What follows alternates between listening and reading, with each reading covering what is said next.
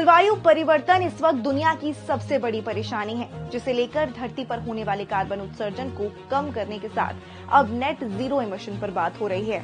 ये net zero emission क्या है और भारत इसका विरोध क्यों कर रहा है, आइए समझते हैं। नेट जीरो इमिशन का मतलब है कि ग्रीन हाउस गैसों के उत्सर्जन को बैलेंस करना, यानी कोई देश जितना कार्बन उत्सर्जन करता है उतने ही कार्बन एब्जॉर्प्शन का भी इंतजाम उसके पास हो। इसके साथ ही देशों को एनर्जी सोर्स के रूप में ज्यादा से ज्यादा पवन और सोलर एनर्जी का इस्तेमाल करना होगा। फिलहाल देश में सिर्फ भूटान और सूरीनाम ऐसे देश हैं जिनका नेट एमिशन नेगेटिव है। इसकी सबसे बड़ी वजह है कि इन देशों में हरियाली ज्यादा और आबादी कम है। अब सवाल ये कि पर्यावरण के लिहाज से नेट जीरो क्यों जरूरी है। धरती का तापमान लगातार बढ़ रहा है। क्लाइमेट चेंज का कारण भी यही है। अगर इसी तरह ग्रीन हाउस गैसों का एमिशन होता रहा तो साल 2050 तक धरती का तापमान 2 डिग्री तक बढ़ जाएगा, जिसके चलते ग्लेशियर पिघलेंगे, समुद्र का जल स्तर बढ़ेगा, समुद्र के किनारे बसे कई शहर पानी में डूब जाएंगे। तो फिर भारत इसका विरोध क्यों कर रहा है?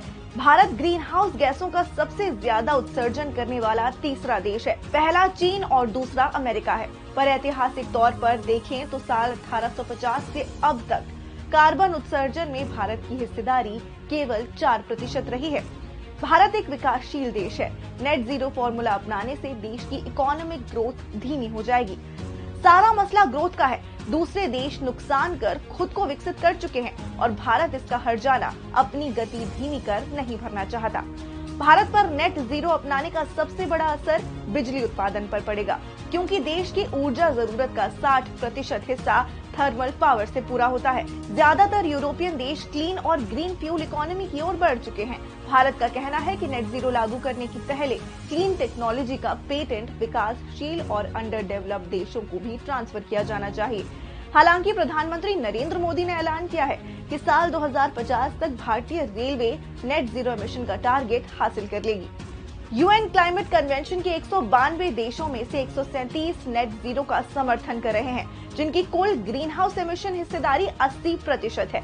इन देशों में चीन और अमेरिका भी शामिल है। ये बहस मुश्किल है पर मुद्दा बेहद जरूरी।